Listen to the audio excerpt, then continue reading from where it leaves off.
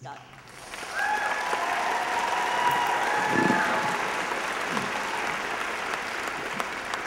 Thank you, Dean Spieler.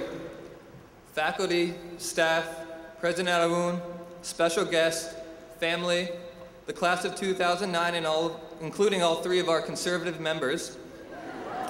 I'm very honored to be here before you to speak today.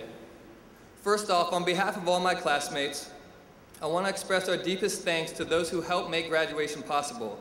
Our parents, grandparents, partners, sisters and brothers, aunts and uncles, daughters and sons, and all of our friends. You supported us in so many different ways. We are forever grateful to you. Most schools have their student speaker chosen by class rank or highest grade point average.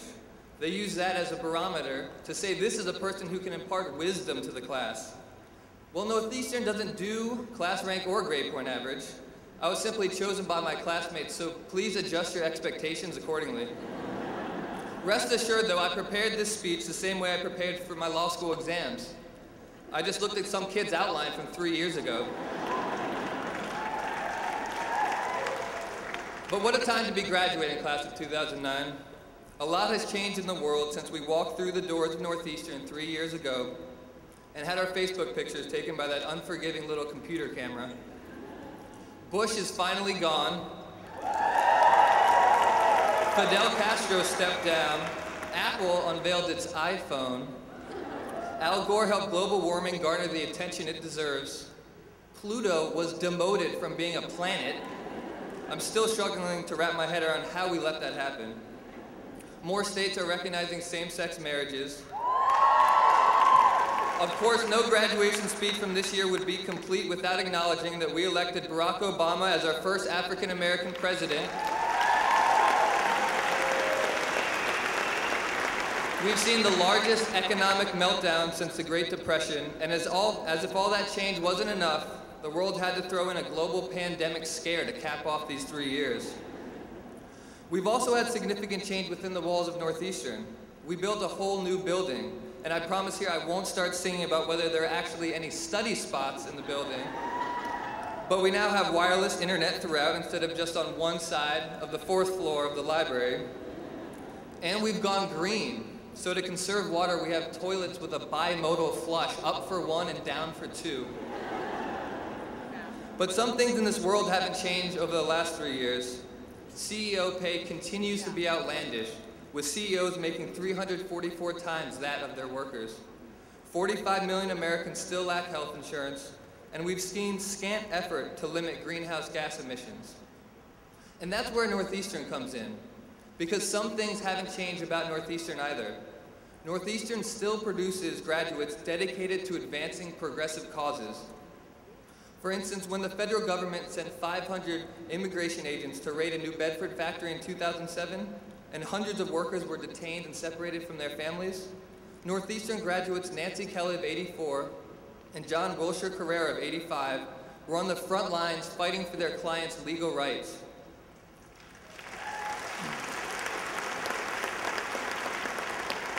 When the Massachusetts Supreme Judicial Court was set to hear a landmark case on same-sex marriage in 2003, class of 1987 grad Mary Bonato served as the plaintiff's lead counsel, successfully arguing that it was unconstitutional to discriminate against civil marriages for same-sex couples.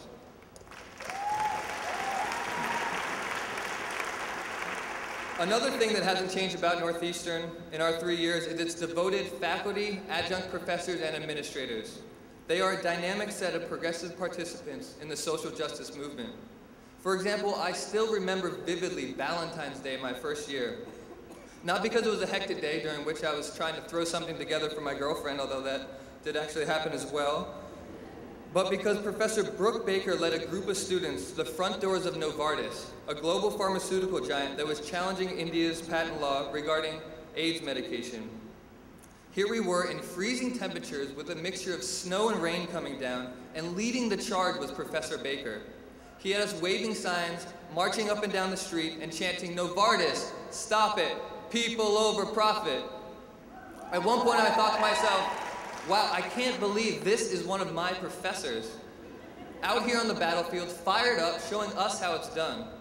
If I didn't know already, I knew then that Northeastern's faculty was like none other. And that's what I'm going to miss about Northeastern.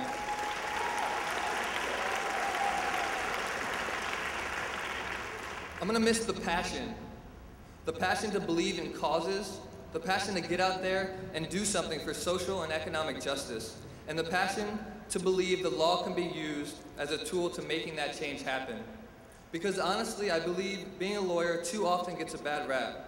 In preparing for this speech, I was doing some research, aka surfing through some YouTube videos, and I came across the full story behind the often quoted line from Shakespeare's Henry VI. The first thing we do, let's kill all the lawyers. Turns out that this statement was actually made by the infamous Dick the Butcher, who was a member of a gang led by a villainous character named Jack Cade. During a speech by Cade in which he's fantasizing about overturning the government and his reign of chaos to follow, Dick the Butcher adds to the fantasy with his kill all the lawyers comment. Putting the quote in context then, Shakespeare was actually paying high compliment to lawyers, recognizing they play an essential role in ensuring that corrupt exploiters like Jack Cade do not take over our society.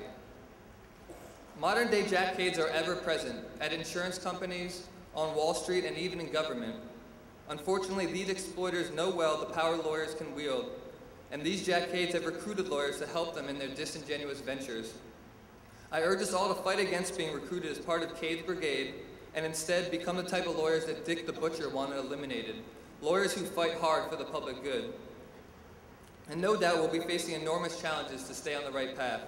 Already saddled with loads of student debt, we're now facing an economy in horrific shape. Law firms are laying off lawyers, would-be associates are seeing their start dates deferred, and public interest organizations simply aren't hiring, turning instead to the short-sighted solution of taking on deferred law firm associates. Although this downturn is particularly severe, we are not the first Northeastern class to graduate in the midst of a recession. Hoping for some encouraging words, I sought the input of alumni who also graduated during hard economic times. To my delight, they are alive and well. Pauline Curion graduated in 1981. She wanted to practice legal services, but Ronald Reagan had just slashed legal aid programs across the country. Instead, she took a job with the Law Collective, but kept her dreams in sight, landing a job with legal services a few years later, and she continues in that field today. Ann Ackle graduated during the slump of 1991. She had no job when she graduated and told me she had to work hard not to get too nervous about her future while studying for the bar. She stayed in touch with a supervisor from her favorite co-op at the New England Medical Center. Eventually, that connection paid off when she was hired as in-house counsel. That job led to a career in health law. She has now been at the Massachusetts Attorney General's office for 13 years. Another graduate from the deep recession of the early 80s, John Sullivan, reports that on the Friday in October, before he was to begin his first law job, he was abruptly informed that his job had been defunded. Now fast forward, he has just been nominated by President Obama to the Federal Election Commission as a leading expert on election law. So there's still hope for us. In a way, we're lucky to be starting out on the brink of an exciting change in the law itself. I think it's safe to say that under President Obama's leadership, we will see new legislation that will herald a more just America. This may include an overhaul of ineffective labor laws, long overdue reforms in immigration law, expansion of rights for same-sex and transgender communities, and I'm hopeful that the massive corporate abuses that led to the current collapse will bring a range of new laws and regulations. I have no doubt that we will also see victories here at Northeastern as the Justice for Janitors Coalition continues to fight for improved labor conditions and no layoffs for workers on campus.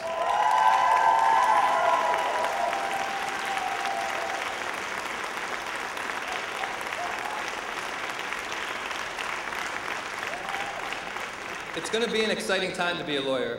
I'm certain each of us will find a place that we can make a difference. So I look forward to our 5-year reunion, our 10 and 20-year reunions, when we'll trade war stories about how hard it was to find that first job. And then we'll hear from friends and classmates about innocent defendants we helped to free from prison. We'll talk about legal victories over racism and about court cases that help bring cleaner air and water. We'll have some defeats along the way, and probably a lot of them. But I'm totally confident that our class will use the law to advance the causes of social, political, and economic justice.